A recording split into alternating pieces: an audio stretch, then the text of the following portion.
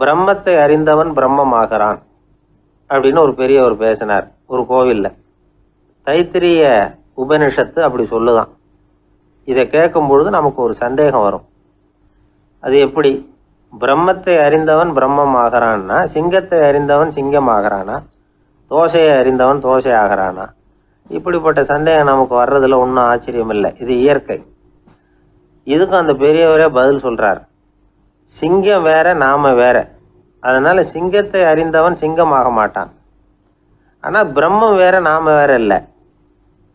அதனால பிரம்மத்தை அறிந்தவன் பிரம்மமாகிறான் அப்படிங்கிறது அவரோட விளக்கம். மனிதன் அவன்தான் தான் பிரம்மங்கிறது தெரியாதனால தான் அதை வேற எங்கேயோ தேடிட்டு இருக்கிறான். கடைசியில் அது தான் தாங்கிறது புரிஞ்சுக்கிற பொழுது அவன் பிரம்மம் ஆயிடுறான். இதை விளக்கிறதுக்கு ஒரு உபநிஷத்து கதையே இருக்கு. நமக்கு தெரிஞ்ச கதை தான், ஆனால் அதை வேற விதமான அர்த்தத்தில் விளையாட்டாக சொல்லிகிட்டு இருக்கிறோம். ஒரு சமயம் ஒரு 10 நண்பர்கள் ஒரு காட்டு வழியாக போய்கிட்டு இருக்கிறாங்க. குறுக்க ஒரு நதி, அதை கடந்து அடுத்த பக்கம் போகணும். எல்லாரும் ஒரு வழியாக கடந்து அடுத்த கரைக்கு போய் சேர்ந்துட்டாங்க. அங்கே போய் சேர்ந்ததுக்கு அப்புறம் எல்லாரும் பத்திரமா வந்து சேர்ந்துட்டோமா அப்படின்னு தெரிஞ்சுக்கிறதுக்காக எண்ணி பார்க்குறான் அந்த கூட்டத்து தலைவன். அவங்க மொத்தம் 10 பேர். ஆனால் அவன் எண்ணி பார்க்குறப்போ 9 தான் வருது. ஏன்னா அவன் தன்னை விட்டுவிட்டான். எதிரில் நிற்கிறவங்கள மட்டுமே எண்ணுறான். ஐயோ 10வது ஆள் எங்கேங்கிறான், பதறான். சரி நீ இரு, நான் எண்ணி பார்க்குறேன்னு சொல்லிவிட்டு இன்னொருத்தன் வந்து எண்ணுறான். அவனும் தன்னை விட்டுட்டு எண்ணுறான். 9 தான் வருது. எல்லாரும் கொய்யோ முறையோன்னு கத்த ஆரம்பிச்சிட்டாங்க. அந்த சமயத்தில் ஒரு பெரியவர் அந்த பக்கமாக வர்றார். என்ன விஷயம்னு விசாரிக்கிறார். 10வது ஆள் 6 அடிச்சுட்டு போட்டுது அப்படின்னு சொல்லி இவங்க அழறாங்க. சரி அழாதீங்க அப்படின்னு சொல்லி அந்த தலைவனை பார்த்து இப்படி வாங்குறார். வர்றான். இப்போ எனக்கு முன்னாடி ஒரு தரம் எண்ணு பார்க்கலாம்ங்கிறார். 1 2 3ன்னு ஆரம்பித்து 9ல் வந்து முடிக்கிறான். உடனே பெரியவர் நீ தான் அந்த 10வது ஆள் அப்படிங்கிறார். இது உண்மை. நாம தான் அது. நாம தான் நம்மளை வேற எங்கேயோ தேடிட்டு இருக்கிறோம். நாம் எங்கேயோ தேடிட்டு இருக்கிறோமே, அந்த பிரம்மம் நாம தான். இப்படி ஒரு பெரிய உண்மையை விளக்கிறதுக்காக தான் அப்படி ஒரு கதை சொல்லப்பட்டது. ஆனால் அதை வந்து நாம் வேறு விதமாக வேடிக்கையாக உபயோகப்படுத்திக்கிட்டு இருக்கிறோம். எப்படி தெரியுமா? ஒரு ஆத்தங்கரையில் ஒரு 10 பேர் முழிச்சுக்கிட்டே நின்றுக்கிட்டு இருந்தாங்களாம். அந்த பக்கமாக வந்த ஒருத்தன் ஏன் இப்படி முழிச்சுக்கிட்டு நிற்கிறீங்கன்னு கேட்டிருக்கிறான். எங்களுக்கு நீச்சல் தெரியாது, நாங்கள்லாம் அடுத்த கரைக்கு போய் சேரணும் அப்படின்னு நாங்களாம். சரி நான் கொண்டுட்டு போய் விடுறேன். எல்லாரும் அக்கறைக்கு போய் சேர்ந்த உடனே ஆளுக்கு ₹1 வீதமாக மொத்தம் ₹10 எனக்கு கொடுக்கணும் அப்படின்ட்டுருக்கான் இவன். சரின்னு ஒத்துக்கிட்டாங்க. இவன் ஒவ்வொருத்தராக கையை பிடிச்சி மெதுவாக ஆற்றுல இறக்கி அழைச்சிட்டு போயிட்டான். 9 பேரை கரை சேர்த்துட்டான். 10வது ஆள் பாதி ஆற்றுல போயிட்டு இருக்கிறப்போ திடீர்னு வெள்ளம் வந்துட்டுது. புடி நழுவி போச்சு. கையை விட்டுட்டான். வெள்ளம் அடிச்சுட்டு போட்டுது. அழைச்சிட்டு வந்தவன் நீச்சல் அடித்து தட்டு தடுமாறி கரைக்கு வந்து சேர்ந்துட்டான். கரையில் இருந்தவங்களுக்கு இந்த விஷயம் தெரியாது. இருந்தாலும் இவன் உடம்பு பூரா நனைஞ்சி கொஞ்சம் அதிகமாக மூச்சு வாங்க நின்றுக்கிட்டு இருந்தானா, ஏங்க ஏன் இப்படி மூச்சு வாங்குது, என்ன விஷயம் அப்படின்னு கேட்டாங்களாம். அதுக்கு இவன் கொஞ்சமாக அலட்டிக்காமல் சொன்னானா, வேற ஒன்றும் இல்லை, நீங்கள் கொடுக்க வேண்டிய ₹10ல் ₹1 குறைஞ்சி போச்சு அவ்வளவுதான் அப்படின்னானா. ஏங்க எங்கே போயிட்டு வரீங்க அப்படின்னு கேட்டேன். எனக்கு வேண்டப்பட்ட ஒருத்தரை பார்த்து. ஆஸ்பத்திரிக்குன்னார். எந்த ஆஸ்பத்திரிக்குன்னே? மாட்டு ஆஸ்பத்திரிக்குன்னார். என்ன விஷயம்னே? மாமனாருக்கு உடம்பு சரியில்லை, அதுதான் மாட்டு ஆஸ்பத்திரிக்கு போயிட்டு வரேன்னார். அட பாவி, அதுக்கு அந்த ஆஸ்பத்திரிக்கா போவாங்க அப்படின்னு ஆச்சரியமா. அட அது இல்லைப்பா, முதல்ல எங்கள் குடும்ப டாக்டர் தான் தேடிக்கிட்டு போனேன். அவர் அந்த நேரத்தில் அவர் வளர்க்குற நாய்க்குட்டிக்கு உடம்பு சரியில்லைன்னு சொல்லி அதை தூக்கிக்கிட்டு மாட்டு ஆஸ்பத்திரிக்கு போயிட்டாராம் சொன்னாங்க. அதனால் அங்கே போய் அவரை சந்தித்து விஷயத்தை சொல்லிவிட்டு வர்றேன்னார். அப்புறம் தான் எனக்கு கொஞ்சம் நிம்மதியாக இருந்தது. பொதுவாக நமக்கு தெரிஞ்ச வரையில் டாக்டர்கள் 2 வகை. நமக்கு வைத்தியம் பண்ணுற டாக்டர்கள் ஒரு வகை, நம்மக்கிட்ட இருக்கிற ஆடு மாடு கோழிக்கு வைத்தியம் பண்ணுற டாக்டர்கள் ஒரு வகை. இப்போ தான் எனக்கு தெரியும் இன்னொரு வகையான டாக்டர்களும் உண்டுங்கிறது. அது யாருன்னா பூச்சிகளுக்கு வைத்தியம் பண்ணுற டாக்டர்கள், அதாவது பூச்சி டாக்டர்கள். வெளிநாடுகளில் அப்படிலாம் கூட சில பேர் இருக்கிறாங்க. பிரிட்டனில் யார்க்ஷயர் வட்டாரத்தில் ராதர்ஹாம் அப்படின்னு ஒரு ஊர். அங்கே ஒரு விலங்கியல் மருத்துவர் பேர் டாக்டர் லான்ஸ் ஜெப்சன். அவர் ஆஸ்பத்திரி வாசலில் பார்த்தீங்கன்னா தினமும் நிறைய பேர் நின்றுக்கிட்டு இருப்பாங்க. கையில் கண்ணாடி குடுவை, தகர டப்பா இப்படி ஏதாவது இருக்கும். அதுக்குள்ளே ஏதாவது பூச்சிகள் இருக்கும். அதுக்கு வைத்தியம் பண்ணுறதுக்காக வந்தவங்க தான் அவங்க எல்லாம். சிலந்தி பூச்சி, பல்லி, தேளு, பாம்பு இப்படி ஏதாவது இருக்கும். பொழுதுபோக்காக சில பேர் நாய், பூனை, கிளி, மைனா, புறா இப்படி ஏதாவது வளர்க்குறாங்கல்ல, அது மாதிரி இப்போல்லாம் தேளு, பல்லி, பாம்பு, பூச்சி இதையெல்லாம் வளர்க்க ஆரம்பிச்சிட்டாங்களாம். இது ஒரு புது ஃபேஷன். இப்போ கூண்டுக்குள்ளே டப்பாக்குள்ளே போட்டு வளர்க்குறது, அதுக்கு ஏதாவது நோய் வந்துட்டுதுன்னா வைத்தியம் பண்ணுறதுக்கு டாக்டர்கிட்ட வந்துட வேண்டியது, இப்படி இந்த பழக்கம்லாம் நிறையா வந்துட்டுது. ரத்தம் உறிஞ்சிற அட்டைகள் கூட இவங்ககிட்ட வைத்தியத்துக்கு வருதான். சிலந்திகளில் செங்கால் சிலந்தின்னு ஒரு வகை. மத்திய அமெரிக்க காடுகளில் இது அதிகம். சிலந்திகள்லேயே ரொம்ப விலை உசந்தது இந்த ரகம்தான். கால்களில் சிவப்பு கோடுகள் இருக்கும். இந்த இனம் இப்போ குறைஞ்சிக்கிட்டே வர்றதுனால சர்வதேச விதிகளின்படி இவற்றின் ஏற்றுமதி இறக்குமதிக்கு தடை விதிக்கப்பட்டிருக்குது. அதனால் இதை வளர்க்குறவங்க வீட்டுக்குள்ளேயே இனவிருத்தி மூலமாக பெருக்கி விற்பனை பண்ணிட்டு வராங்களாம். அந்த வகை சிலந்திகள் தான் இப்போ வைத்தியத்துக்கு அதிகமாக வருதான். சரி, இதுக்கெல்லாம் எப்படி வைத்தியம் பண்ணுறாங்க? முதல்ல அதை குளிர்பதன பெட்டியின் வழுவழுப்பான சுவரில் விட்ட உடனே அதெல்லாம் மெதுவாக இறங்கி வரும். அப்போ அதன் நோயை கண்டுபிடிக்கிறது சுலபம். அப்புறம் அதுக்கு கிருமிகளை கொல்லக்கூடிய மருந்துகளையோ வலி நிவாரண மருந்துகளையோ கொடுப்பாங்க. கால் உடைஞ்ச சிலந்திகளுக்கு பசையை கொண்டு ஆப்ரேஷன் பண்ணுவாங்க. சில சிலந்திகளுக்கு உடைஞ்ச காலை எடுத்துட்டா புதிய கால் வளர்ந்துடும். சிலந்திகளை மனிதர்கள் கையில் எடுக்கிறப்போ அது பயந்து போய் கீழே குதிக்குது. அதனால் கால் உடஞ்சி விடுது, இல்லைன்னா வயிறு சேதமடையுது. அந்த நிலைமையில் வர்ற சிலந்திகளுக்கு மயக்க மருந்து கொடுத்து ஆப்ரேஷன்லாம் கூட பண்ணுறாங்களாம். பார்த்தீங்களா பூச்சிகளுக்கு வந்த வாழ்வே. நம்ம ஊர்லேயும் வீடுகளில் பூச்சிகள் வளர்க்குறது உண்டு. ஒருத்தர் வந்தார், எனக்கு 3000 கரப்பாம்பூச்சி அவசரமாக தேவைப்படுது, எங்கே கிடைக்கும்னு கேட்டார். கரப்பாம்பூச்சியா? அது என்னத்துக்குன்னு கேட்டோம். அது வேற ஒன்றும் இல்லை, நான் குடியிருக்கிற வாடகை வீட்டை காலி பண்ண போகிறேன். வீட்டு சொந்தக்காரர் என்ன சொல்கிறாருன்னா, இந்த வீட்டுக்கு நான் குடி வந்தப்போ எப்படி இருந்ததோ அதே நிலைமையில் விட்டுட்டு போகணும்னு வீட்டுக்காரர் சொல்லியிருக்கிறார், அதனால தான் கேட்டேன் அப்படின்னார். உலகத்தில் எது எதுக்கோ ஆராய்ச்சி கூடங்கள் இருக்குதுல்ல, அது மாதிரி தூக்கத்தை பற்றி ஆராய்ச்சி பண்ணுறதுக்கு ஒரு ஆராய்ச்சி கூடம் இருக்குது. அப்படி ஆராய்ச்சி பண்ணணும்னா அதுக்கு மூழ்கிக்கிட்டு இருக்கணும்ல. அதனால தான் அந்த ஆராய்ச்சி கூடம் இங்கே இல்லை. அமெரிக்காவில் பாஸ்டன் பல்கலைக்கழக மருத்துவமனையில் அது இருக்குது. அங்கே தூக்கத்தை பற்றி பலவிதமான ஆராய்ச்சிகள் பண்ணிகிட்டு இருக்கிறாங்க. அந்த ஆராய்ச்சி கூடத்தில் இயக்குனராக இருக்கிற ஒரு நிபுணர், அவர் என்ன சொல்கிறாரு தெரியுமா? உங்களுக்கு தூக்கம் வரலையா, நீங்கள் நல்லா தூங்குறதுக்கு தாராளமாக சில யோசனைகளை என்னால் சொல்ல முடியும் அப்படிங்கிறார். யோசனை தானே, காசா பணமாக கேட்டு வச்சுக்கலாமே. உணவு, மனநிலை, தூங்கும் இடத்தோட சூழ்நிலை, படுக்கைக்கு செல்றப்போ உள்ள பழக்க வழக்கங்கள், இது காரணமாக ஒருத்தருக்கு தூக்கம் வராமல் போகலாம். தூக்கம் வராததுக்கு இதுதான் காரணம்னா அதையெல்லாம் சுலபமாக கட்டுப்படுத்தலாங்கிறார் அவர். தூக்கத்தை வரவழைக்கக்கூடிய ஒரு நல்ல மருந்து உடற்பயிற்சி. ஆனால் ஒன்று, படுக்க போகிற நேரத்தில் இது மாதிரி உடற்பயிற்சிகள் எல்லாம் செய்யக்கூடாது. கொஞ்சம் முன்னாடி பகல்லையே இந்த பயிற்சிகளை செய்கிறது நல்லது. தூக்கம் வராமல் அவதிப்படுறவங்க பிற்பகல் நேரங்களில் காஃபி, டீ இது மாதிரி பானங்களை சாப்பிடக்கூடாது. மது அருந்துறது கூட தூக்கத்தை பாதிக்கும். வெது வெதுப்பான நீரில் குளிக்கிறது, தியானத்தில் ஈடுபடுறது, ஓய்வாக இருக்கிறது, படுக்கிறது, அதாவது படுக்கிறதுக்கு முன்னாடி ஒரு கோவலை பால் சாப்பிட்றது, இதெல்லாம் தூக்கத்தை வரவழைக்கிறது ரொம்ப உதவியாக இருக்கும். இன்னொரு விஷயம் என்னென்னா, தூங்கி ஆகணுமேங்கிற கவலை வேண்டியதில்லை. அப்படி நினச்சி கவலைப்படுறதை விட்டுடணும். தூக்கம் வரலையா, உடனே படுக்கையை விட்டு எழுந்திரிக்க வேண்டியது. வெளியில் வாங்க, வேறு ஏதாவது வேலையில் ஈடுபடுங்க, கொஞ்சம் நேரம் உலாவுங்க, அல்லது ஏதாவது ஒரு புஸ்தகத்தை எடுத்து படிங்க. களைப்பு ஏற்பட்டால் மறுபடியும் படுக்கைக்கு போங்க, தூக்கம் தானாக வந்துடும். ஒரு விஷயத்தை மட்டும் நல்லா ஞாபகத்தில் வச்சுக்கணும். படுக்கைக்கு போகிறப்போ உங்கள் மற்ற எல்லா பிரச்சனைகளையும் மறந்துடணும்.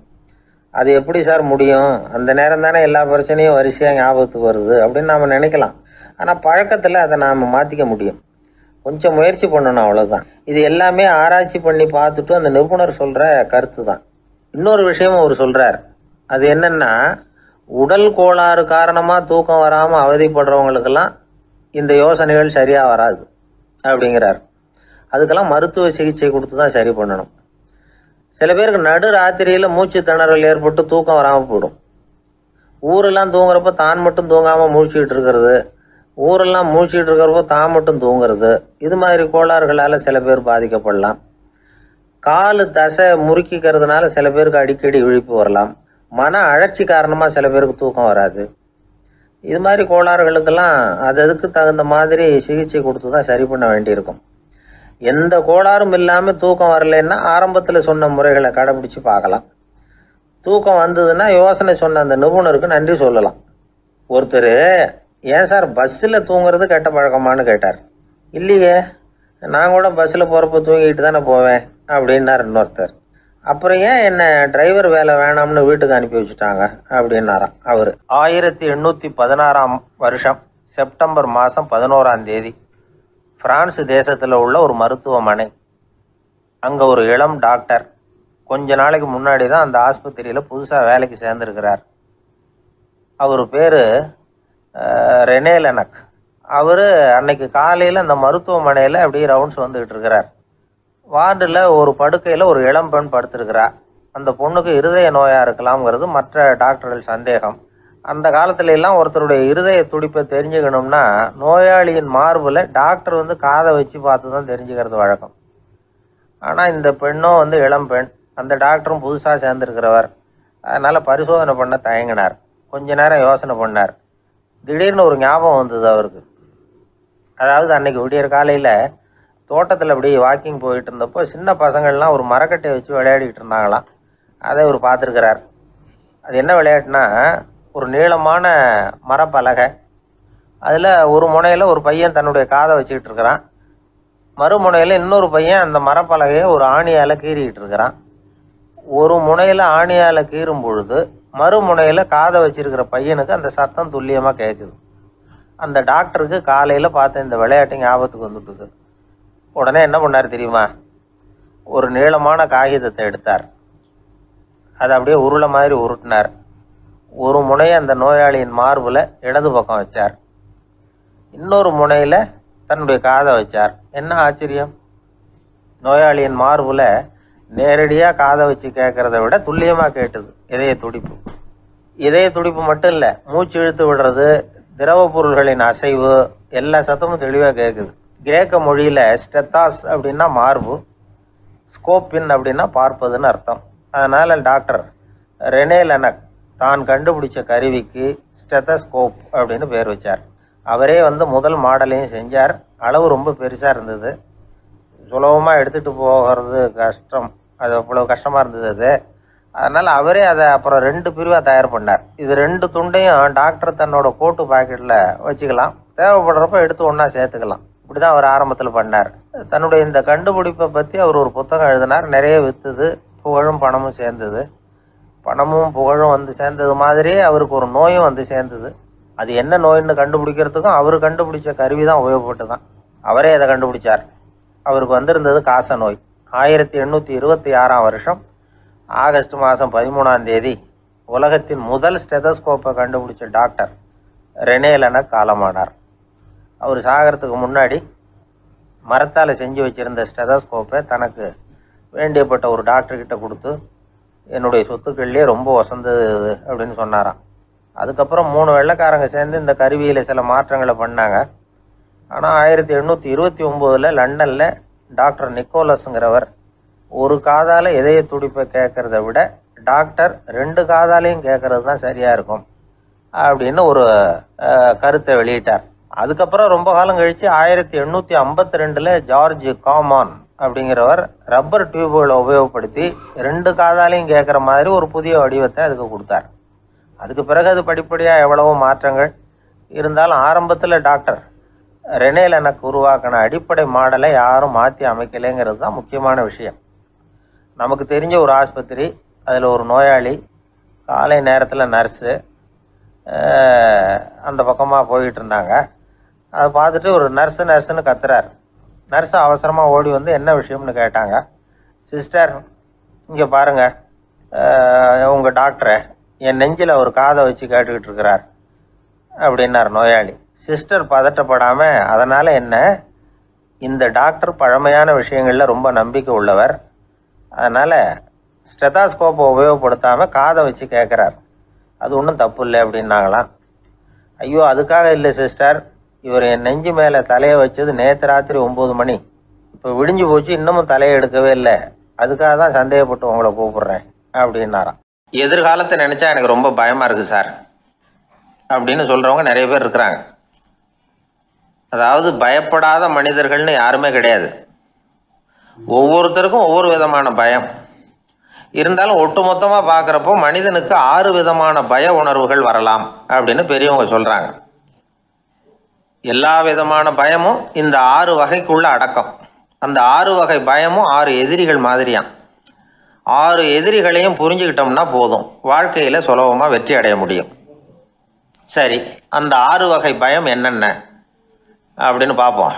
முதல்ல வறுமை பற்றிய பயம், 2வது பழிச்சொல் பற்றிய பயம், 3வது உடல் நலம் பாதிப்பு பற்றிய பயம், 4வது என்னன்னா காதல் தோல்வி, 5வது முதுமை, 6வது மரணம். அதாவது பயப்படுறதுங்கிறது ஒரு மனநிலை தான். இந்த மனநிலையை கட்டுப்படுத்த முடியும், திசை திருப்ப முடியும். சரி, இந்த பயங்களின் அறிகுறிகள் எப்படி இருக்கும்? வறுமை பற்றிய பயம் அப்படின்னு முதல்ல சொன்னோம் இல்லையா, அந்த பயத்தின் அறிகுறிகளை தெரிஞ்சுக்குவோம். எதுலேயும் அக்கறை இல்லாமல் இருக்கிறது, ஒரு குறிக்கோள் இல்லாமல் இருக்கிறது, வறுமையை சகிச்சுக்கிறது, வாழ்க்கையில் கிடைக்கிறது எதுவாக இருந்தாலும் ஆட்சேபனை இல்லாமல் ஏற்றுக்கிறது, மனசாலும் உடம்பாலும் சோர்ந்து போயிருக்கிறது, ஆர்வம், முனைப்பு, கற்பனை திறன் எதுவுமே இல்லாமல் இருக்கிறது. இதெல்லாம் தான் அந்த வறுமை பற்றிய பயத்தின் அறிகுறிகள். அந்த அடுத்தது ஒன்று பார்த்தோமே, பழிச்சொல் பற்றிய பயம். அதாவது அடுத்தவங்க நம்மளை குறை சொல்லி விடுவாங்களோ அப்படிங்கிற பயம். இதுக்கு அறிகுறி என்ன தெரியுமா? புதியவர்களை சந்திக்கிறதுக்கு பயப்படுறது, முடிவு எடுக்க முடியாமல் குழம்புறது, பிரச்சனைகளை தவிர்க்க விரும்புறது, தாழ்வு மனப்பான்மை, வரவுக்கு மீறி செலவு செஞ்சு இமேஜை உயர்த்திக்கிறது, குறிக்கோள் இல்லாத வாழ்க்கை, இதெல்லாம் தான் அதுக்கு அறிகுறிகள். 3வது பயம் உடல் நலம் பாதிப்பு பற்றிய பயம், அதாவது நோய் பற்றிய பயம். ஒரு உண்மை என்ன தெரியுமா? டாக்டரை சந்திக்கிற மனிதர்களில் 75% பேர் தங்களுக்கு நோய் வந்துட்டுதுங்கிற கற்பனையில் இருக்கிறவங்களாம். நிஜமாவே நோய் கிடையாது அவங்களுக்கு. இந்த பயத்தின் அறிகுறிகள் என்னென்னா, வியாதிக்கான அறிகுறிகள் தன்னிடம் இருக்கிறதாக நினச்சிக்கிறது, எந்த நேரமும் வியாதியை பற்றியே பேசி பேசி மனசை அங்கேயே வச்சிருக்கிறது, நோய் சம்பந்தமான செய்திகளை படித்து நமக்கு இப்படி ஆயிடுமோ அப்படின்னு வேதனைப்படுறது, இதெல்லாம் தான் அதுக்கு அறிகுறிகள். 4வது பயம் காதல் தோல்வி. இது ரொம்ப வேதனை, உடம்பையும் மனசையும் சீரழிச்சு விடும். ஆண்களை விட பெண்கள் தான் இந்த பய உணர்வில் அதிகமாக பாதிக்கப்படுறாங்க. 5வது முதுமை பற்றிய பயம். 6வது மரண பயம், வயசான காலத்தில் எப்படி சமாளிக்கிறது அப்படிங்கிற பயம். ஆக இதையெல்லாம் நாம் புரிஞ்சிக்க வேண்டியது ரொம்ப அவசியம். இந்த 6 வகை பயங்களை சரியாக புரிஞ்சுக்கிட்டு நாம் நடந்துக்கணும். வாழ்க்கையின் முன்னேற்றத்துக்கு இந்த பயங்கள் முட்டுக்கட்டே ஆகிடக்கூடாது. உழைச்சி பணம் சேர்க்கணும், உற்சாகமாக மனசை வச்சுக்கணும். மனசை கட்டுப்படுத்துகிற மார்க்கம் தெரிஞ்சுக்கிட்டா போதும், எல்லாம் சரியாக வந்துடும். நம்ம ஆள் ஒருத்தன் சொன்னான், சார் எனக்கு வறுமை பற்றிய பயம்தான் இருந்தது, ஒரே ராத்திரியில் 30,000 ரூபா தயார் பண்ணிவிட்டேன், இப்போ எனக்கு இன்னொரு பயம் வந்துட்டுதுன்னா. என்ன பயம்னு கேட்டாங்க. போலீஸு கண்டுபிடிச்சிருமோங்கிற பயம்னா. இது இந்த பயத்தில் அடங்காது. அதனால் அஞ்சி அஞ்சி சாவார், அஞ்சாத பொருள் இல்லை அப்படின்னு பாரதி சொன்னார் இல்லையா, அது மாதிரி பயத்தை புரிந்து கொண்டு அதற்கு தகுந்த மாதிரி நம்முடைய வாழ்க்கையை அமைத்து கொள்ள வேண்டும். அப்படி அமைத்து கொள்ளுகிறவர்களுக்கு வெற்றி நிச்சயம். அந்த காலத்துல எல்லாம் படிக்கிறதுங்கிறது எப்படி தெரியுமா? குருகுல வாசம் செஞ்சு படிக்கணும். ஆசிரியருங்கிறவர் ஆசிரமத்தில் இருப்பார். அங்கே போய் அவருக்கு தொண்டுகள் செய்யணும், துணிகள்லாம் துவைச்சி போடணும், தூங்கும்போது காலை பிடிச்சி விடணும், புழுக்கமாக இருந்தால் விசிறி மட்டை எடுத்து விசிறணும். அப்படியே அப்பப்போ அவர் சொல்லிக் கொடுக்குற பாடத்தையும் கற்றுக்கணும். அவர் சொல்லிக் கொடுக்குற பாடங்களை ஓலைச்சுவடிகளில் எழுதிக்கணும். இதுதான் குருகுல வாசம்ங்கிறது. இப்போ மாதிரிலாம் கிடையாது. ஆக குருகுல வாசம்ங்கிறது மனசையும் பண்படுத்தும், அறிவையும் பண்படுத்தும். அப்படி ஒரு பயிற்சி அது. அந்த காலத்தில் பஞ்சபாண்டவர்கள் ஒரு குருகுலத்தில் படிக்க போனாங்களாம். ஏற்கனவே அங்கே ஒரு 15 பேர் இருந்திருக்கிறாங்க. இவங்களையும் சேர்த்து மொத்தம் 20 பேர். எல்லாரும் ரொம்ப ஆர்வத்தோடு அங்கே தங்கி படிச்சுக்கிட்டு இருக்கிறாங்க. 2 வருஷம் ஓடி போச்சு. எல்லாரும் ஊருக்கு திரும்ப வேண்டிய நேரம். ஆசிரியர் ஒவ்வொருத்தராக கூப்பிட்டார். இது வரைக்கும் என்ன கற்றுக்கிட்ட அப்படின்னு கேட்டார். அவங்க தாங்கள் எழுதி வச்சுருந்ததை சொன்னாங்க, கற்றுக்கிட்டதை சொன்னாங்க. அங்கே படிக்க வந்தவங்க எல்லாருமே புத்திசாலிகள். அது மட்டும் இல்லை, பல பேர் அரச குடும்பத்தை சேர்ந்தவங்க, இளவரசர்களாக வேற இருக்கிறவங்க. அதனால் அவங்கக்கிட்ட அபாரமான கல்வி அறிவை எதிர்பார்த்தார். ஒருத்தன் வந்தான், தான் எழுதி வச்சிருந்த சரித்திர பாடம் பூராவையும் படித்து காட்டினான். இன்னொருத்தன் வந்தான், தான் எழுதி வச்சிருந்த பூகோள பாடம் பூராவையும் படித்து காட்டினான். இப்படி ஒவ்வொருத்தராக அவங்க படித்தது என்னங்கிறத படித்து காட்டிவிட்டு போனாங்க. கடைசியாக தர்மர் வந்தார், பேசாமல் நிற்கிறார். தன் கையில் இருந்த ஓலைச்சுவடி கேட்டால் அவர் பிரிக்கவே இல்லை. ஆசிரியர் இவர்கிட்ட தான் அதிகமாக எதிர்பார்த்தார். ஆனால் இவரும் பேசாமல் நின்றுட்டு இருக்கிறார். நீ என்ன கற்றுக்கிட்ட சொல்லு, ஓலைச்சுவடியை பிரித்து படினார் அந்த முனிவர். தருமர் அசையவே இல்லை. மெதுவாக சொன்னார், ஐயா, நான் கற்றுக்கிட்டது ஒன்றே ஒன்று தான். அதுதான் வாழ்க்கையில் எனக்கு ரொம்ப முக்கியமான பாடமாக அமையும் அப்படின்னார்.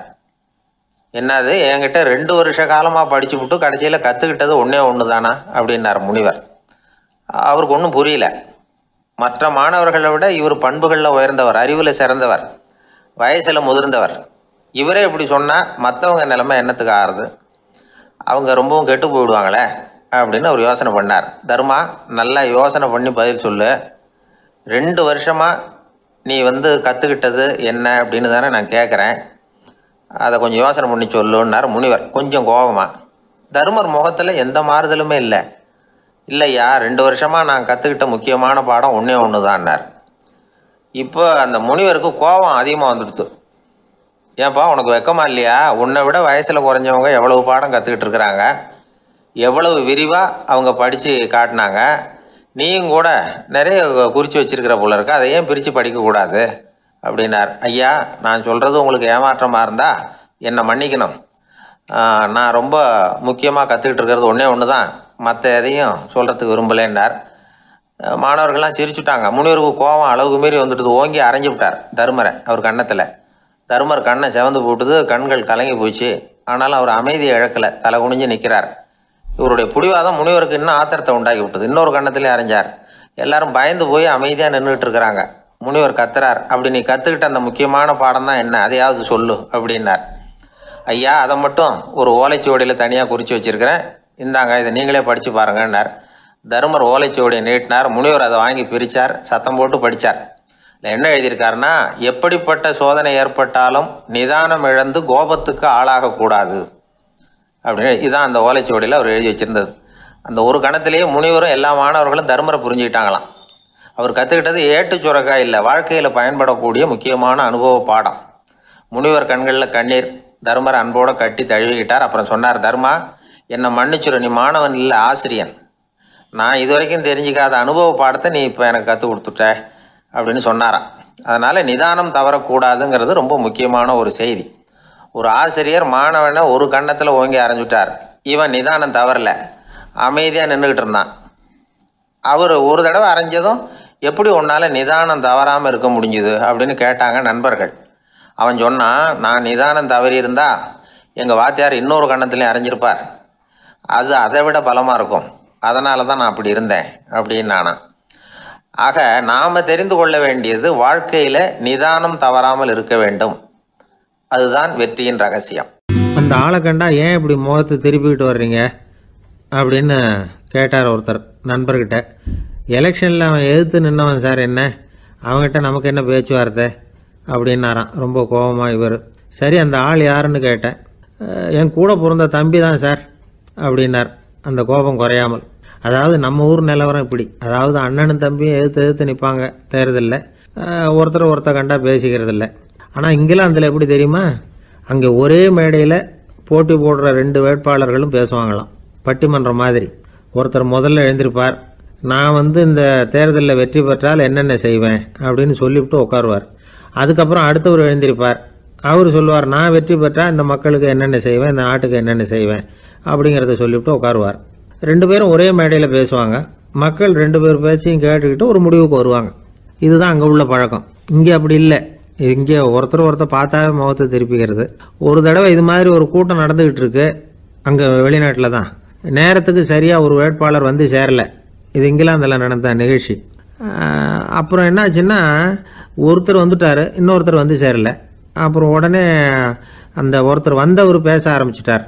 அதாவது அந்த இன்னொருத்தர் சார்பாகவே பேசிட்டாராம். அதாவது அவர் வரல, நான் அவர் சார்பாக நான் பேசிடுறேன், அதாவது அவர் ஜெயிச்சுட்டா அவர் என்னென்ன செய்வார் இந்த நாட்டுக்கு அப்படின்னு சொல்லி அவர் பக்கத்தில் உள்ள நியாயத்தை எடுத்து இவரே சொல்லிட்டாராம். இப்படிலாம் அங்கே நடந்துதான். இது எப்பேற்பட்ட தேர்தல் பண்பாடு பாருங்க. அதனால இன்னொரு விஷயம், இப்போ இங்கிலாந்துலாம் ஓட்டு கேட்குறப்ப வெற்றியா தோல்வியாங்கிறத ஓரளவுக்கு யூகிச்சுடலாமா. இப்போ ஒரு வேட்பாளர் ஒரு வீட்டுக்கு முன்னாடி போய் நின்று எனக்கு ஓட்டு போடுங்கன்னு கேட்குறாருன்னு வச்சுங்களேன், அதுக்கு என்ன பார்த்து செய்கிறோம், போயிட்டு வாங்க அப்படின்னு சில வீடுகளில் வாசலில் நின்னே சொல்லி அனுப்பிச்சிருவாங்களாம். வேற சில வீடுகளில் எப்படின்னா வேட்பாளரை வீட்டுக்குள்ளே கூப்பிட்டு காபி சாப்பிட சொல்லி உபசரித்து அதுக்கப்புறம் அனுப்பி வைக்கிறது வழக்கமாக. இதில் எந்த வீட்டு ஓட்டு நிச்சயம் தெரியுமா? வாசலில் நின்று வழி அனுப்பி வச்சுடுறாங்க பாருங்க, அவங்க ஓட்டு நிச்சயம்.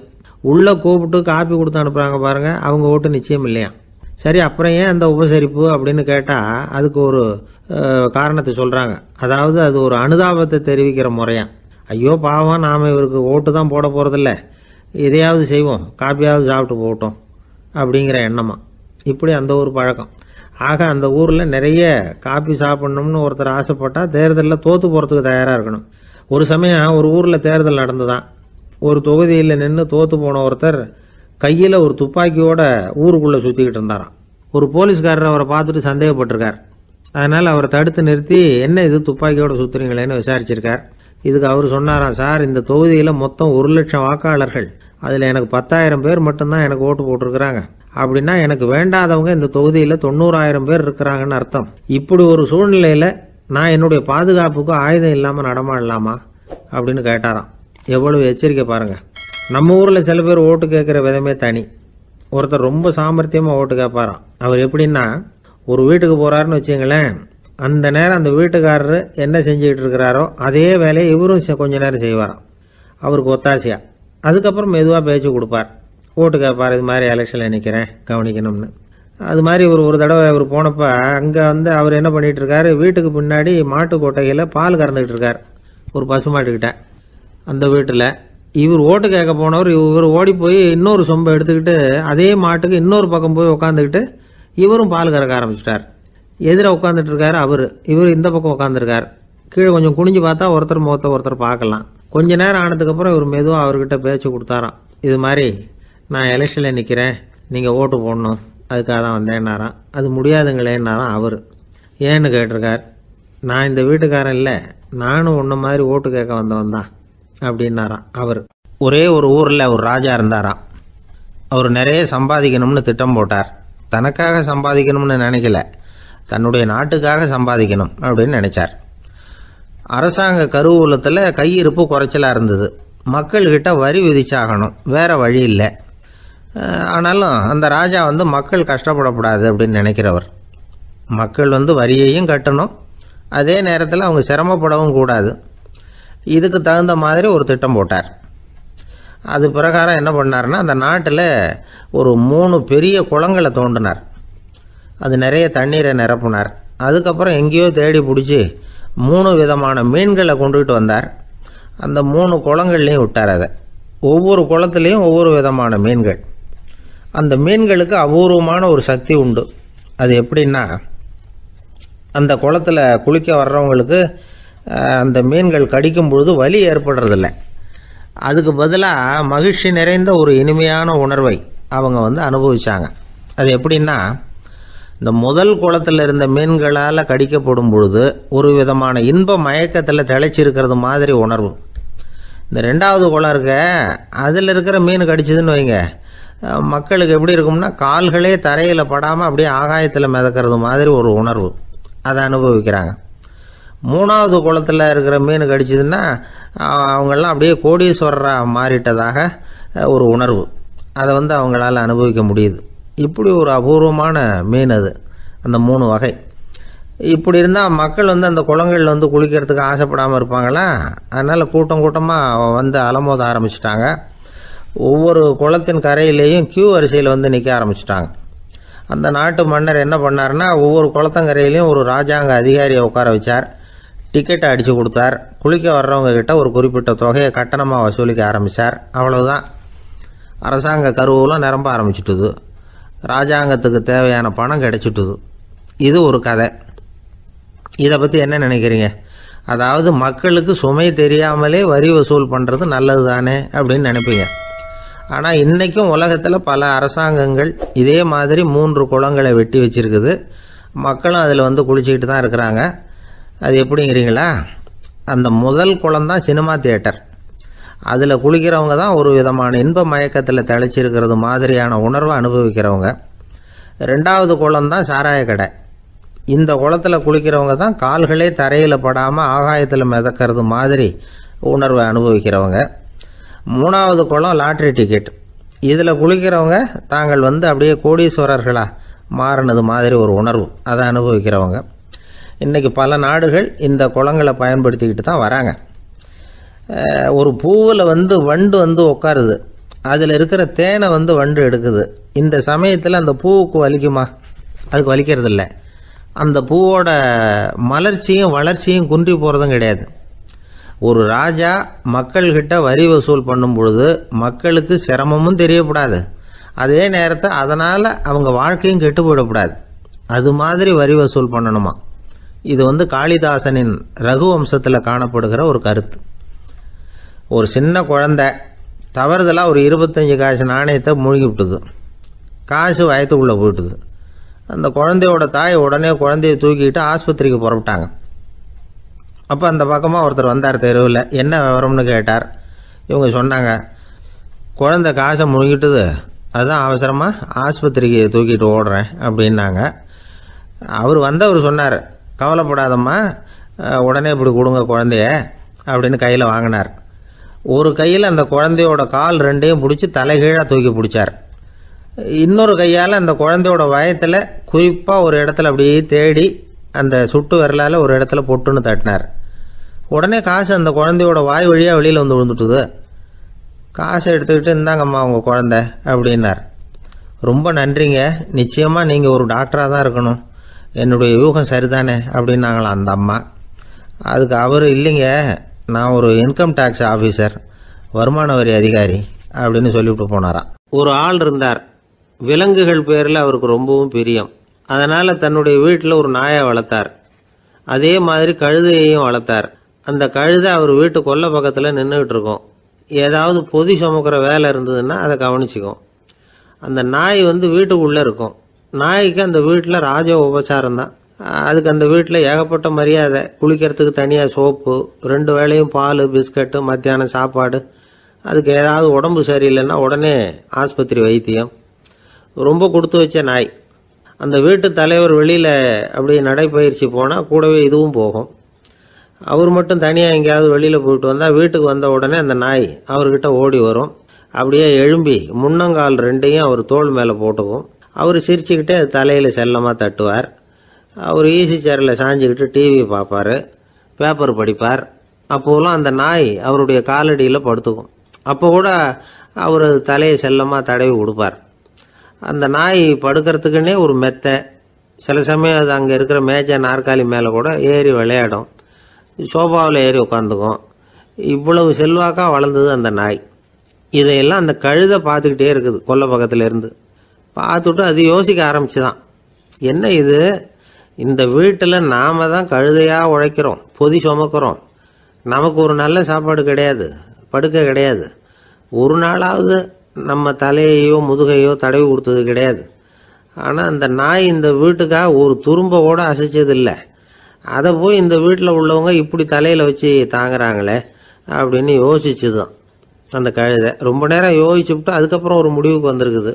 சரி, இனிமேல் நாமளும் அந்த நாய் மாதிரியே நடந்து பார்ப்போம், அது மாதிரியே பிஹேவ் பண்ணுவோம், அப்போவாவது நமக்கும் அந்த மரியாதை கிடைக்குதா பார்க்கலாம் அப்படின்னு ஒரு திட்டம் போட்டுது மனசுக்குள்ள.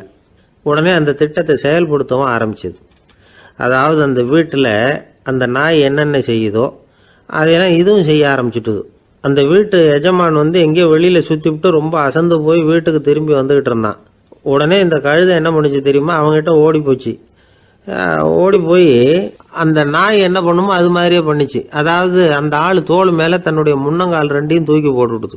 அந்த ஆள் பயந்து போயிட்டான். அவனுக்கு ஒன்றும் புரியல, இது ஏன் இப்படி பண்ணுதுன்னு கொஞ்சம் ஒதுங்கி நின்னான். இது அவனை சுற்றி சுற்றி வருது, நாய் மாதிரி வாழை ஆட்டிக்கிட்டே சுற்றி சுற்றி வருது கழுதை. அவன் கிடுகிடுன்னு வீட்டுக்குள்ளே ஓடினான். இதுவும் பின்னாடியே ஓடிச்சு. அங்கே போய் நாய் மாதிரியே மேஜை நாற்காலி மேலே ஏறி குதித்து விளையாட ஆரம்பிச்சுட்டுது. சோபாவில் ஏறி உட்காருது. மேஜையில் இருந்த சாமான்லாம் கீழே விழுந்து உடையுது. கழுதை மேஜை மேலே ஏறி குதிச்சா என்னத்துக்கு ஆகும்? அந்த ஆள் பார்த்தான், சரி இந்த கழுதைக்கு என்னமோ ஆயிட்டுது அப்படின்னு முடிவு பண்ணான். ஒரு நல்ல கயிறா பார்த்து கொண்டான்னா அது கால்லையும் கழுத்துலையும் கட்டினான். தரன்னு இழுத்துட்டு போனான். அடித்து கொல்லை பக்கத்தில் கட்டி போட்டுட்டான். அண்ணன் ஆகாரம் எதுவுமே கொடுக்கல, பட்னி போட்டுட்டான். இப்போ அந்த கழுதை யோசனை பண்ணி பார்க்குதான், என்ன இது, நம்ம எஜமானுக்கு இன்னைக்கு என்ன ஆயிட்டுது இப்படி? அந்த நாய் பழகிறது மாதிரி தானே நாமளும் பழகணும். ஆனால் இந்த மனுஷன் நாயை அடிக்கலை, ஆனால் நம்மளை அடிக்கிறான். இப்படி கொண்டாந்து கட்டி போட்டானே, என்ன காரணமாக இருக்கும் அப்படின்னு யோசனை பண்ண ஆரம்பிச்சுட்டு தான் அந்த கழுதை. எதுக்கு இந்த கதைன்னா, இது மாதிரியே நாம கூட சில சமயம் யோசிக்கிறது உண்டாம். இயல்புலேருந்து மாறி நடக்க ஆரம்பிச்சிட்டோம்னா பல சமயங்களில் இப்படி யோசிக்கிறது மாதிரி தான் ஆயிடும். அதனால தான் ஒரு மனுஷன் எப்படி நடந்துக்கணுமோ அப்படி நடந்துக்கிட்டாதான் நமக்கு மரியாதை. வெறி நாய் கடிச்சுட்டா மனுஷன் அது மாதிரியே ஆயிடுறான். பார்த்தீங்களா, அவனோட இயல்பு மாறி போடுது. ஒருத்தனை பார்த்து இன்னொருத்தன் கேட்டானா, வெறி நாய் ஒன்று உன்னை கடிச்சுட்டா நீ என்ன பண்ணுவே அப்படின்னு கேட்டிருக்கான். நான் உடனே பேப்பரும் பேனாவும் கேட்பேன் நானா இவன். ஏன் உயில் எழுதுறதுக்கான்னு கேட்டிருக்கான் அவன். இல்லை, நான் யாரையெல்லாம் கடிக்கணும்னு ஒரு லிஸ்ட் தயார் பண்ணணும்ல, அதுக்காக அப்படின்னு நான். குடும்பத்தில் அப்படிலாம் இருந்து சமாளிக்கிறாங்க. குடும்பத்தில் ஒருத்தர் அனுசரிப்பு தன்மைங்கிறது ரொம்ப அவசியம். கணவன் மனைவின்னா அனுசரித்து போகணும்னு சொல்லுவாங்க. அதாவது ஒரு கணவன் அதுக்காக தான் அந்த காலத்துலலாம் ஒரு வீட்டுக்கு மாப்பிள்ளை தேடுறதுங்கிறது ஒரு பெரிய குடும்பத்தை நிர்வகிக்கிற அளவுக்கு ஒரு கணவனாக வரக்கூடிய எப்படி இருக்கணும் அப்படின்னா, அந்த காலத்தில் புலி வேட்டைக்கு போகணும்.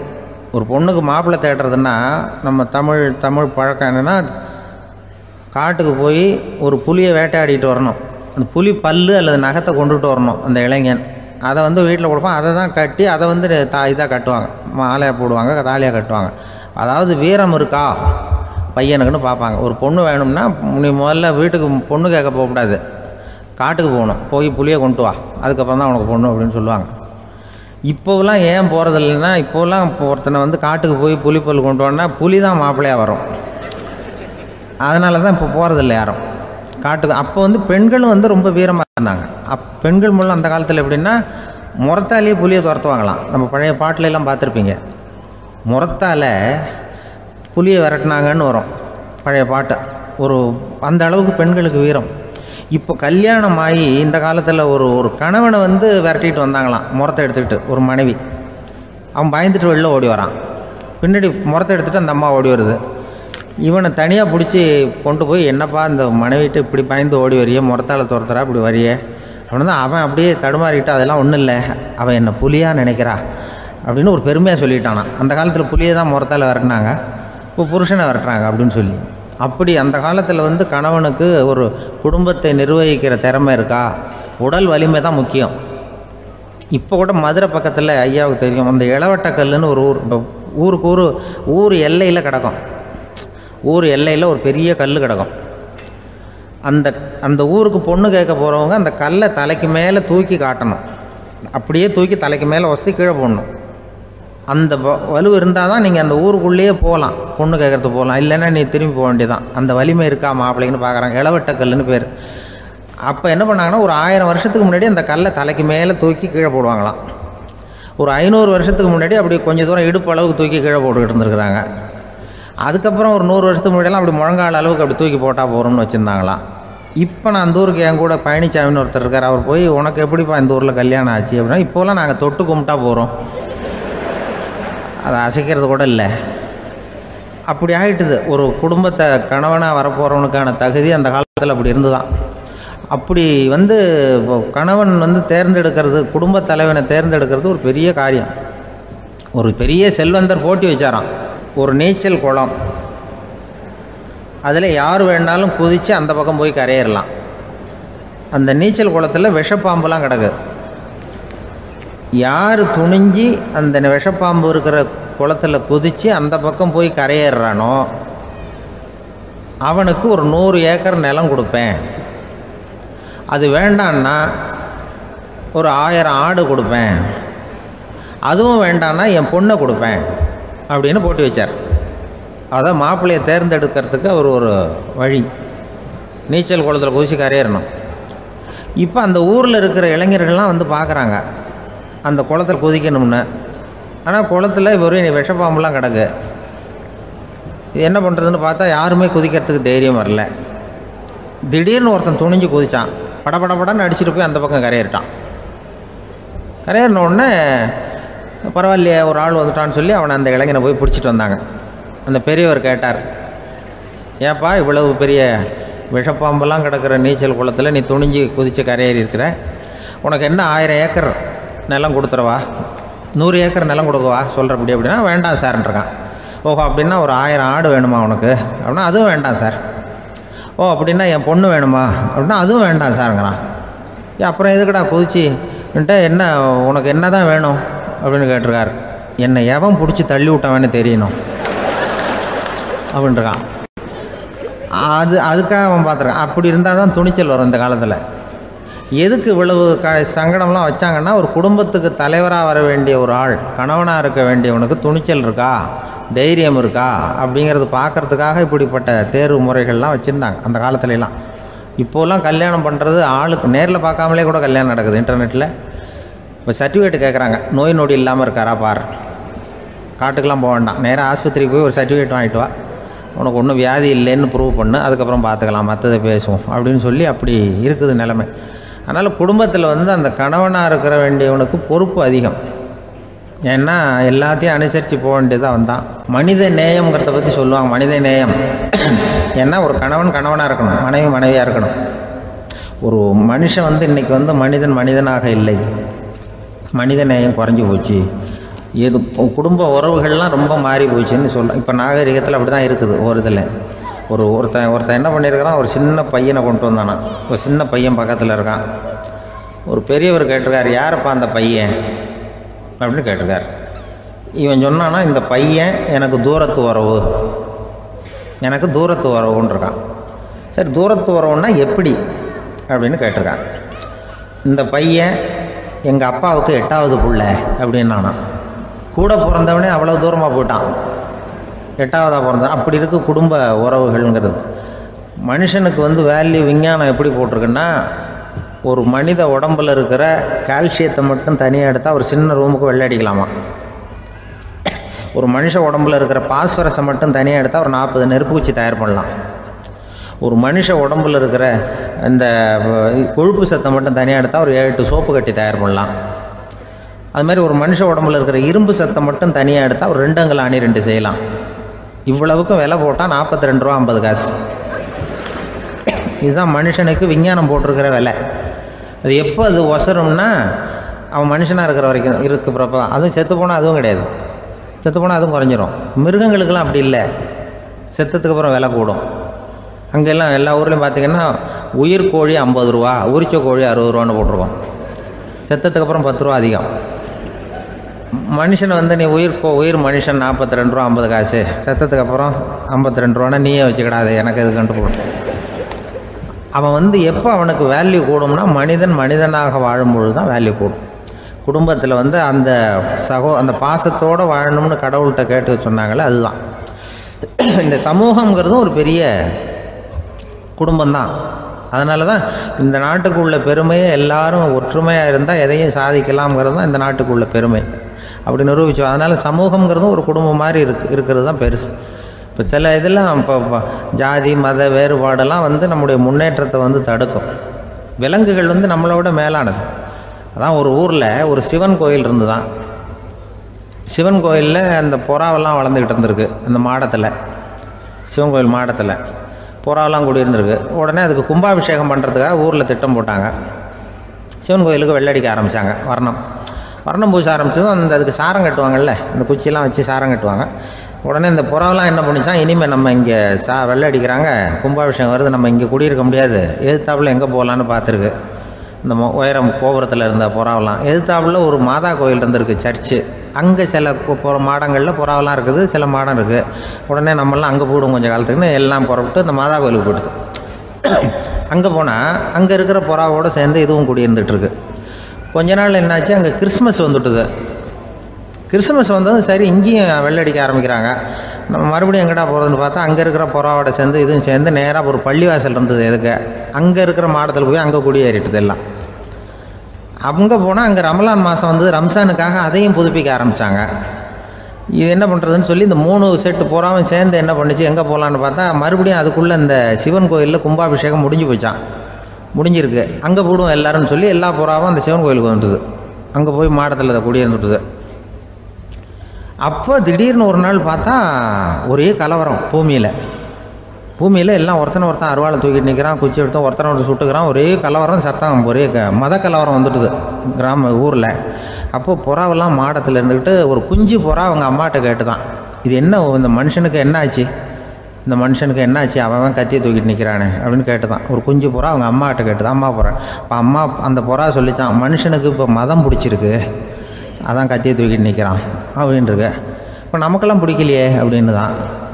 அப்போ அந்த புறா சொல்லிச்சான், அந்த பாருமா, நாம் இந்த சிவன் கோயிலில் இருந்தாலும் நமக்கு புறான்னு தான் பேர், இந்த மாதா கோயிலுக்கு போனாலும் நமக்கு புறான்னு தான் பேர், பள்ளிவாசலுக்கு போனாலும் நமக்கு புறான்னு தான் பேர். அந்த மனுஷன் அப்படி இல்லை. அவன் இங்கே இருக்கிற வரைக்கும் இந்துன்னு சொல்லுவான், அங்கே மாதா கோயில் இருந்தான்னா கிறிஸ்தவன்னு சொல்லுவான், பள்ளிவாசலில் இருந்தான்னா முஸ்லீம்னு சொல்லுவான்.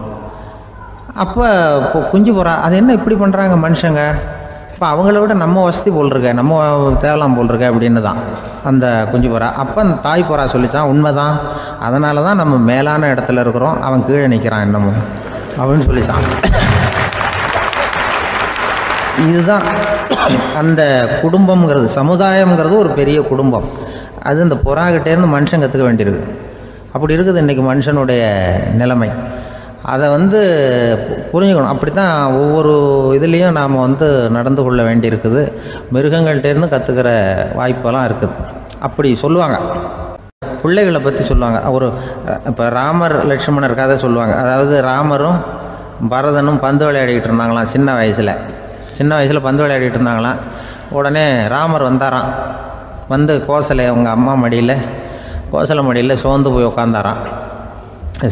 சந்தோஷமாக உட்காந்துருக்காரு.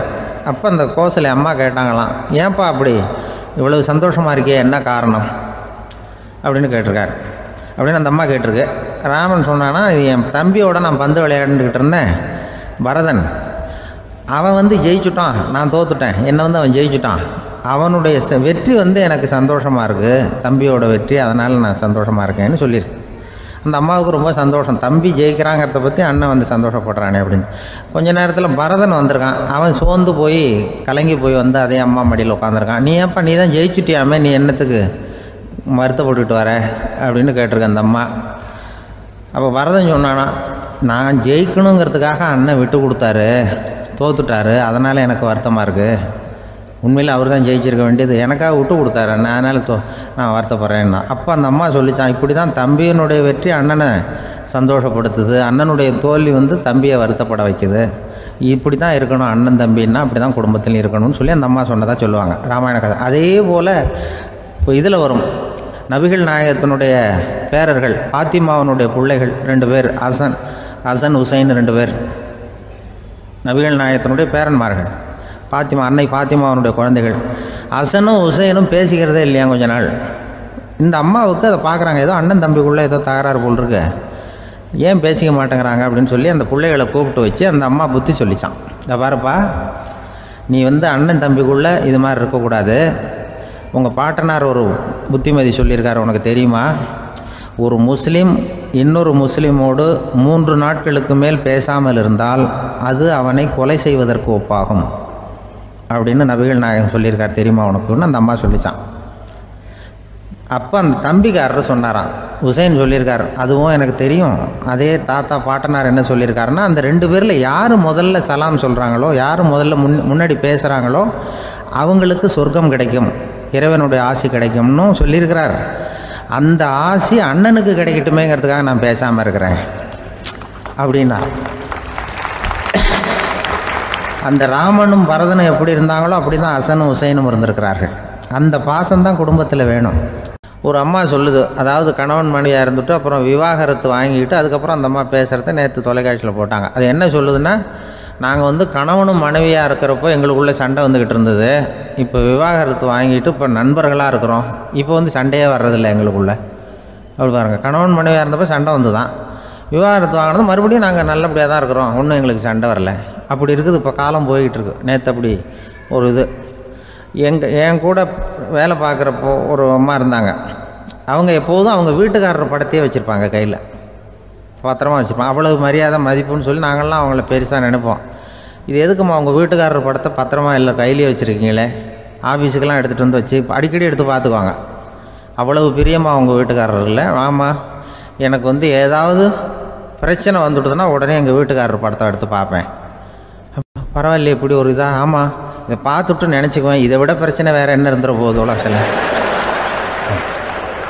அப்படின்னு நினச்சிக்குவேன். உடனே எனக்கு எல்லாம் போயிடும் அப்படின்ட்டு தான். அப்படி ஒரு அம்மா இருந்தாங்க, இப்போவும் இருக்காங்க, வேலை பார்த்துக்கிட்டு இருக்காங்க. அப்படிலாம் இங்கே இருக்கிற தாய்மார்கள் பெண்கள் யாராவது அப்படி கூட பண்ணலாம். எப்போதுமே உங்கள் வீட்டுக்காரர் படத்தை கையில் வச்சுக்கோங்க. அது ஒரு யோசனை, குடும்பம் குதூகலமாக இருக்கிறதுக்கு அது ஒரு யோசனை. அதே மாதிரி இவங்களும் அவங்க படத்தை வச்சுக்கலாம். வச்சுக்கிட்டு பிரச்சனை வரும்பொழுது பார்த்துக்கணும், இதை விட நமக்கு என்ன வந்துட போகுது பெருசாக அப்படின்னு. அப்படி தான் இருக்கணும். குடும்பம் நல்லபடியாக இருக்கணும்னா அதுக்கு இப்போ சொல்லுவாங்க, கடவுளே ஒரு வீட்டு கணவன் வீட்டு தலைவர் கனவுல வந்தாராம். கடவுள் இது மாதிரி உன்னை விட்டுட்டு உங்கள் குடும்பத்தை உன்னையெல்லாம் விட்டுட்டு போக போகிறேன்னா, அதனால் ஏதாவது வரம் வேணும்னா கேட்டு போய் வாங்கிக்கோ அப்படின்னு கடவுள் சொன்னாராம் இந்த குடும்ப தலைவர்கிட்ட. அவருக்கு என்ன கேட்குறதுன்னு புரியல. கடவுள் விட்டுட்டு போகிறேங்கிறாரு, ஏதாவது வரம் கேட்டுக்கோ அப்படின்னு. நம்ம என்ன பண்ணுறது, என்ன கேட்குறதுன்னு ஒன்றும் புரியல. குழம்பிக்கிட்டு இருந்தான் அந்த ஆள் கனவில். இப்போ கடவுள் சொன்னாராம், சரி நீ ரொம்ப குழப்பமாக இருக்க, நாளைக்கு மறுபடியும் உன் கனவில் வரேன், அதுக்குள்ளே நீ முடிவு பண்ணி வை, உனக்கு என்ன வரம் வேணுமோ கேட்டு வாங்கிக்கோ, உனக்கு வரம் கொடுத்துட்டு நான் போயிடுறேன், உன்னை விட்டுட்டு போகிறதா நான் முடிவு பண்ணிட்டேன் அப்படின்ட்டுருக்காரு கடவுள். சரி ஒரு நாள் அவகாசம் கொடுங்க, நாளைக்கு நான் அதுக்குள்ளே முடிவு பண்ணி வைக்கிறேன்ட்டு அவர் வந்தார். மறுநாள் முழிச்சுக்கிட்டு மனைவி மகன் மக்கள் எல்லோரையும் கூப்பிட்டார், குடும்பத்தில் எல்லாரையும். இப்படி வாங்க, இது மாதிரி நேற்று கனவுல வந்தார் கடவுள், நம்மளை விட்டுட்டு போக போகிறாராம், என்ன வரம் வேணும்னு கேட்டு வாங்கிங்கோ அப்படின்னு போய் சொல்லிட்டார். என்ன கேட்குறதுன்னா அப்படின்னு அந்த கணவன் கேட்குறான். இந்த மனைவி சொல்கிறாங்க, என் உடம்பு பூரா நகையாக இருக்கணும் அப்படின்னு கேளு அப்படின்ட்டுருக்கு.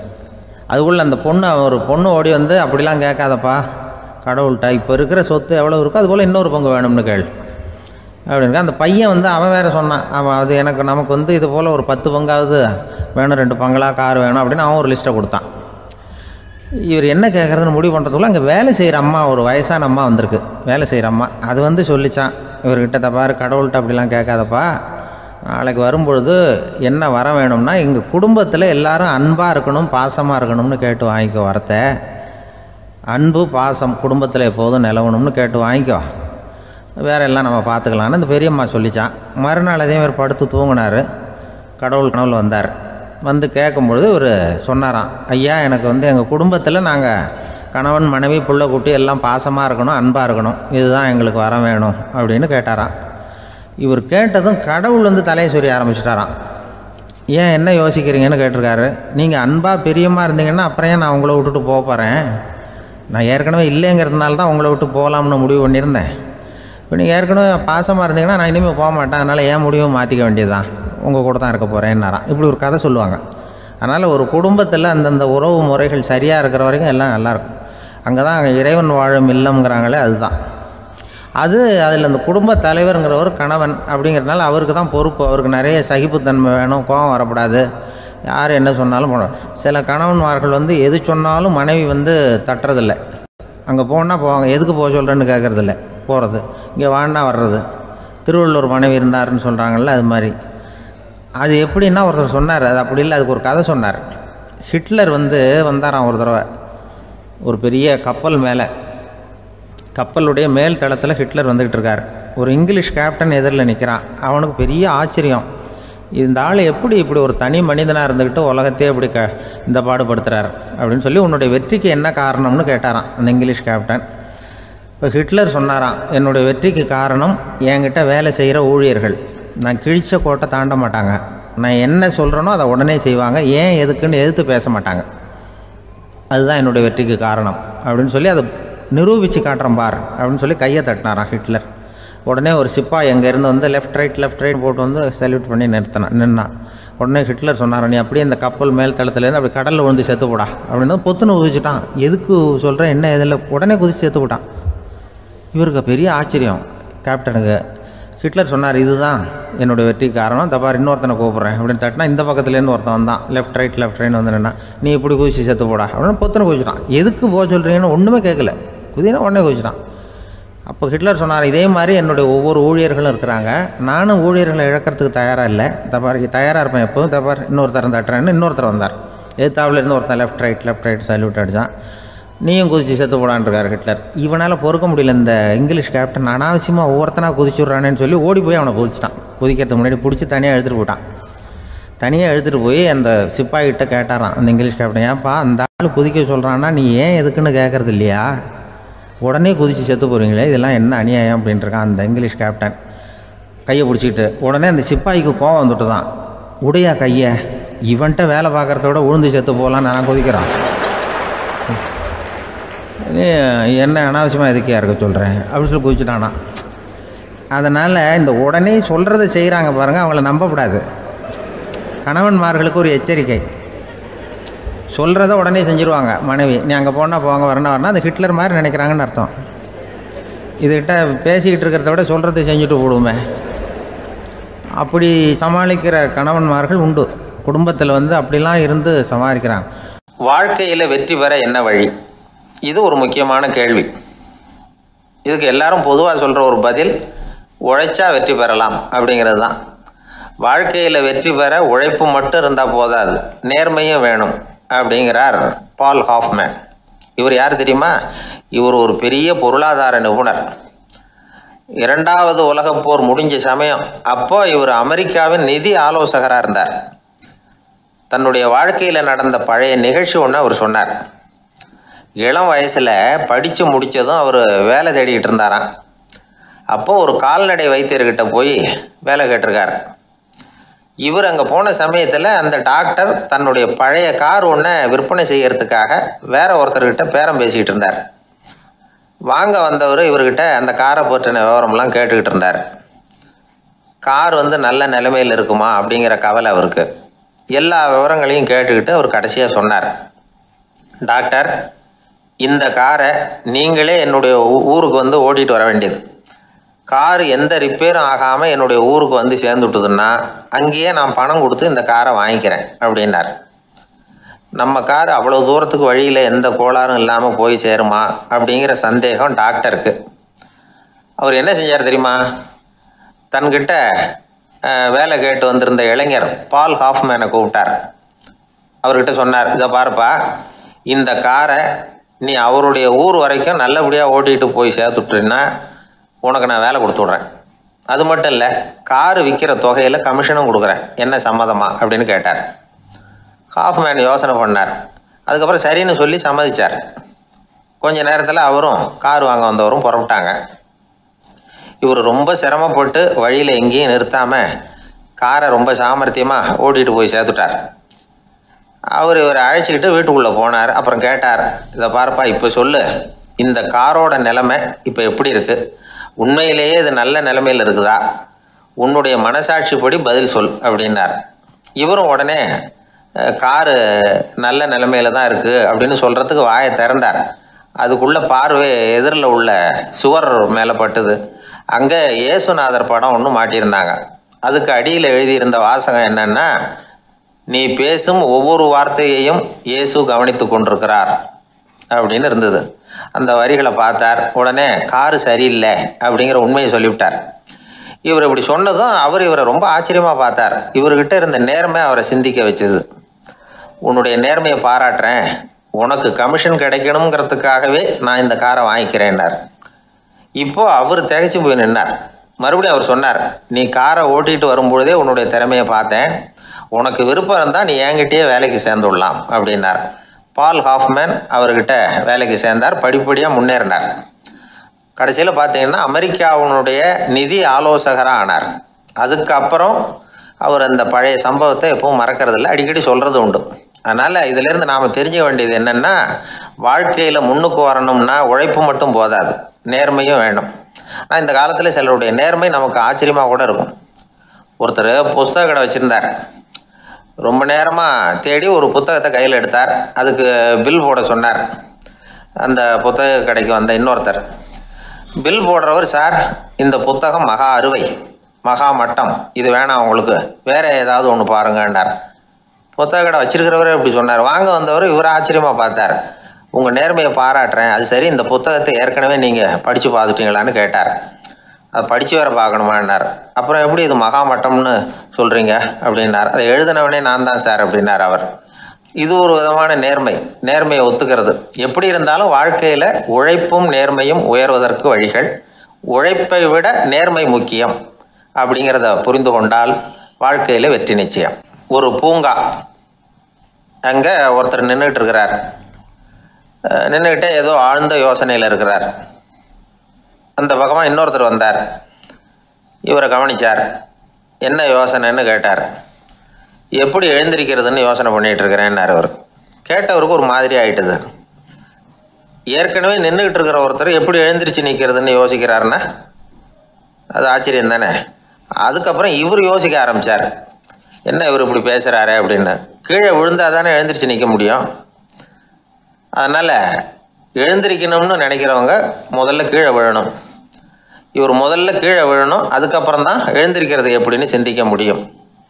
இந்த உலகத்தில் எல்லாருமே கீழே விழுந்து எழுந்தவர்கள் தான். இப்போ இந்த குழந்தை பருவத்தில் கீழே விழாமல் நடைபயில கற்றுக்கிட்டவங்க யாராவது உண்டா? சின்ன வயசில் ஒரு தடவை கூட கீழே விழலை சார், அப்படியே பிறந்தார் வளர்ந்தார் பெரியவர் ஆயிட்டார் அப்படின்னு யாரையும் சொல்ல முடியாது. அதனால் மனுஷங்கிறவன் விழுந்து புரண்டு எழுந்து தான் நடக்க கற்றுக்கிறான். ஒரு உண்மையை நாம் எல்லாரும் புரிஞ்சுக்கணும். இந்த உலகத்தில் தவறு செய்யாத மனிதர்களே யாரும் கிடையாது. அப்படி இருக்கிறப்போ எப்போதாவது நாம் தவறு பண்ணிவிட்டோம்னா அதுக்காக மனசு உடஞ்சி போயிடக்கூடாது, வாழ்க்கையில் வெறுப்பு வந்துடக்கூடாது. ஒரு தவறு நடந்துட்டுதா அதுக்காக மனசு உடஞ்சி போடாதீங்க, அதை ஒரு பாடமாக எடுத்துக்கங்க. அதே தவறு மறுபடியும் நடக்காமல் வேணும்னா பார்த்துக்கலாம், அது போதும். தடைக்கல்ல படிக்கல்லாம் மாற்றிக்கணும், இதுதான் இதில் முக்கியம். ஒரு அலுவலகம், அங்கே ஒரு அதிகாரி, அவர் உயர்ந்த பதவியில் இருந்தார், சிறந்த நிர்வாகின்னு பேர் வாங்கினவர். அவர் தனக்கு கீழே வேலை செய்கிறவங்க கிட்டெல்லாம் சொல்லுவாராம், இந்த நிறுவனத்தில் நீங்கள் எத்தனை தடவை வேணும்னாலும் தவறுகள் செய்யலாம், ஆனால் ஒரே விஷயம் என்னென்னா ஒரே தவறை மறுபடியும் செய்யக்கூடாது, அது முக்கியம் அப்படின்பாராம். இதை மேம்போக்காக பார்த்தா அவர் ஏதோ தன்னுடைய ஊழியர்களை தவறு செய்ய தூண்டுறது மாதிரி தெரியும். ஆனால் உண்மை அப்படி இல்லை. இன்றைக்கி என்ன நடக்குது தெரியுமா? அநேகமாக எல்லா மனிதர்களுமே ஒரே தவறை தான் மறுபடியும் செய்கிறாங்க. விளையாட்டு வீரர்கள் ஒரே மாதிரியான தவறுகளை திரும்ப திரும்ப செய்கிறது உண்டு. கணக்கு எழுதுகிறவங்கள பாருங்கள், ஒரே தப்பை மறுபடியும் செய்வாங்க. அலுவலகம் வருகிறவர்களை கவனிங்க, ஒரு நாள் தாமதமாக வந்தால் பரவாயில்ல, தினமும் தாமதமாக வருவாங்க.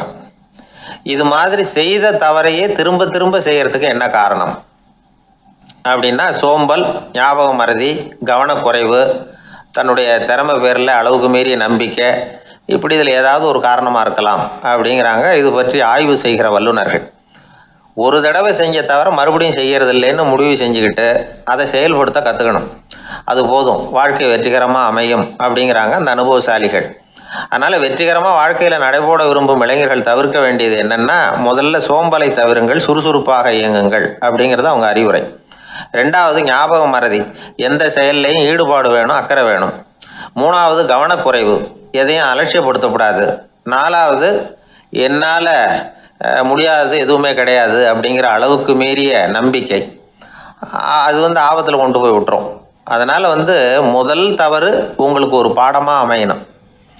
ஒரு மனிதர் அவர் தன்னுடைய 2 காதுலையும் கட்டு போட்டுக்கிட்டு வந்தார். அவருடைய நண்பர் அதை கவனிச்சுட்டார். என்ன சார் ஆச்சு, 2 காதுலையும் கட்டு போட்டிருக்கீங்களே அப்படின்னு விசாரித்தார். ஒன்றுமில்லை சார், வீட்டில் ரொம்ப ஆர்வமாக டிவியில் கிரிக்கெட் மேட்ச் பார்த்துக்கிட்டு இருந்தேன். அப்போது என்னுடைய மனைவி துணிகளுக்கு அயர்ன் பண்ணிகிட்டு இருந்தாங்க. அயர்ன் பாக்ஸை அப்படியே வச்சுட்டு அடுப்பங்கரைக்கு போயிட்டாங்க. அந்த சமயம் பார்த்து டெலிஃபோன்